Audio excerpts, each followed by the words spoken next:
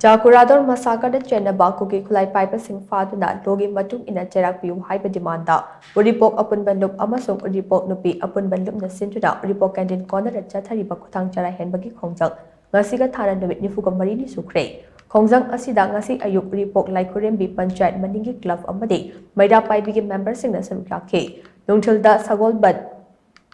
Mabudau Mantri Lampaki Miyam Saruk Yaki Amadi Numidang Dana Uripok Yambem Lekai Gimyamna Saruk Yari Haidi.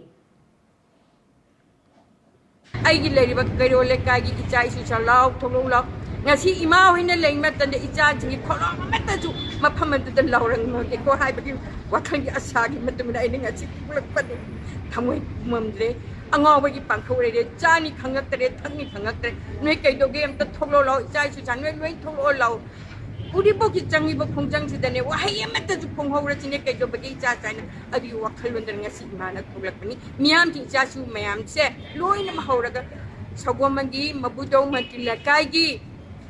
chal isa inaw ipa ibung pa unama ku kholaw se pira ga ne mioi banale kai ju pal thamoi ko ai kum achapat kaya na punchan ba na maram poiraga ngasi lingjel amat to oina le kai sina punchan ngasi